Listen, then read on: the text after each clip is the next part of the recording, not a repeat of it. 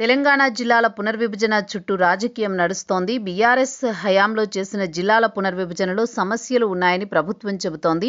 జిల్లాల పునర్విభజన కోసం ప్రజల నుంచి డిమాండ్లొస్తున్నాయని సీఎం పేర్కొన్నారు. ఈ అంశంపై న్యాయమూర్తి అధికారులతో కమిటీ వేస్తామని ప్రకటించారు. ఇదే సమయంలో బీఆర్ఎస్ వర్కింగ్ ప్రెసిడెంట్ కేటీఆర్ సంచలన వ్యాఖ్యలు చేశారు. ప్రత్యేకించి జిల్లాల పేర్లు ప్రస్తావిస్తూ వాటిని ముట్టుకుంటే అగ్గి పుట్టిస్తామని హెచ్చరించారు. మాజీ మంత్రి కేటీఆర్ కీలక వ్యాఖ్యలు చేశారు. కేసీఆర్ నాయకత్వంలో అన్ని పట్టణాలను అభివృద్ధి చేశామని చెప్పారు. 2 ఏళ్ల కాంగ్రెస్ పాలనలో ఏ అభివృద్ధి జరగలేదని, పంచాయతీలకు ట్యాంకర్లలో నీరు, ట్రాక్టర్లలో డీజిల్ కూడా లేకుండా పోయిందని విమర్శించారు. పంచాయతీ ఎన్నికల్లో 40 సీట్లు వచ్చిన బీఆర్ఎస్కు మున్సిపల్ ఎన్నికల్లో మరింత ఫలితాలు వస్తాయని కేటీఆర్ విశ్వాసం వ్యక్తం చేశారు. కేసీఆర్ నాయకత్వంలో జరిగిన అభివృద్ధిని కాంగ్రెస్ ప్రభుత్వం కుంటుపడేసిందని ఆరోపించారు. కేసీఆర్ హయాంలో 73,000 కోట్లతో రైతు బంధు తెచ్చామని వివరించారు.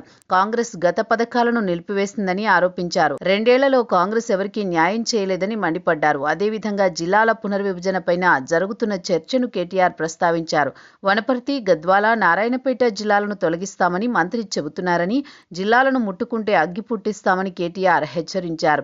అదే సమయంలో పాలమూరు, రంగారెడ్డి ఎత్తిపోతల పథకంలో 30,000 కోట్లు ఖర్చు చేసి 90% పనులు పూర్తి చేశామని చెప్పారు. మిగిలిన 10% చేయడం కాంగ్రెస్కు చేత కావడం లేదని కేటీఆర్ విమర్శించారు. గతంలో కేసీఆర్ హయాంలో పాలమూరును మైగ్రేషన్ జిల్లా కాకుండా ఇరిగేషన్ జిల్లాగా మార్చారని కేటీఆర్ వివరించారు. పాలమూరుకి వస్తున్న రేవంత్ జిల్లాలకు ఏ ప్రాజెక్టులు తెచ్చారో చెప్పాలని, తాము తెచ్చినవి ఎందుకు వెళ్లిపోయాయో చెప్పాలని డిమాండ్ చేశారు. వచ్చే ఎన్నికల్లో కొడంగల్తో పాటు పాలమూరులో అన్ని స్థానాల్లో కాంగ్రెస్ను పండబెట్టి తొక్కి గెలుస్తామంటూ కేటీఆర్ కీలక వ్యాఖ్యలు చేశారు.